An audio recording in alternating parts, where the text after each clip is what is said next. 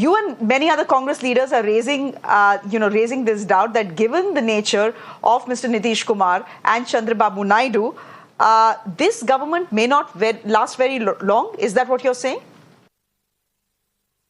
All we're reminding you is that both of them have left the NDA in the past and done so with some very harsh language. Mr. Chandrababu Naidu's party moved a no-confidence motion in the Lok Sabha when I was there, and we participated in that debate. So we know how angry they were about their experience as a coalition partner, Mr. Modi's. And Mr. Nitish Kumar, as you know, has left NDA twice. So a third time is not impossible, right? All I can say is that good luck to them.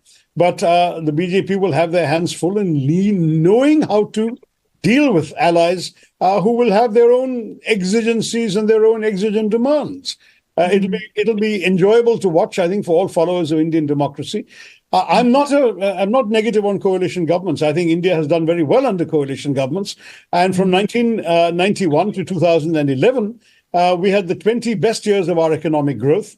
And those were all with minority or coalition governments.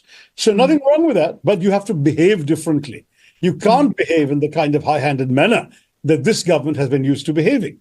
So if they take people along, they work conciliatory and accommodative fashion with the opposition and with their own allies, we might actually get the country progressing in a pleasant way, rather than in some of the frankly inflammatory and offensive and oppressive manner in which we've seen this government functioning in the past. Mr. Tharoor, of course, you have won your seat. The India Alliance has swept the election in Kerala. But what do you make of Suresh Gopi opening the account for the BJP? Were you expecting it? Well, first of all, I wasn't expecting it. I don't think anybody was. But having looked at his campaign, I was too busy focusing on my own. But having now looked at it, Suresh Gopi is a friend of mine. I've known him for many years. And he is not a flame-throwing BJP communalist. He ran a campaign where he explicitly reached out to the minorities and presented himself as a secular candidate.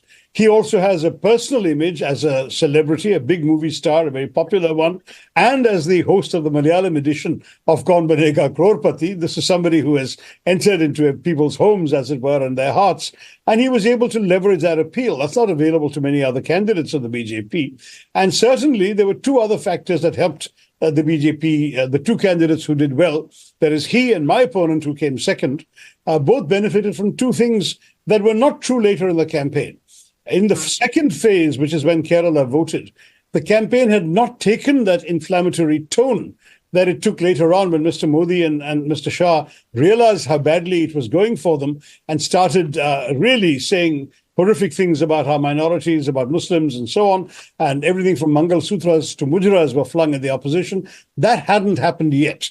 So the BJP didn't constantly remind voters every day of how nasty they were to minorities. Remember, Kerala, so-called minorities account for 47% of the population, and that would have hurt them had this messaging continued. But by the second phase, it hadn't happened. And the other thing is, by the second phase, the aura of inevitability and invincibility in which the BJP had garbed itself had not yet faded. As Mr. Modi became more and more desperate, it became more and more clear that they were not going to do as well as they had assumed they were going to do. They stopped saying 400 par. They stopped even talking about 300. It was a very different pitches in BJP. All I can say is that in Kerala, we still had the version of the BJP that was able to say to voters, vote for our guy, you'll get a minister, he'll deliver so much for you. Vote for your opponent, you're going to get an opposition leader. And that people still were taken in by. Certainly in the state capital, that was a strong part of my opponent's appeal. So all of those things would have had less potency had Kerala voted in a later phase.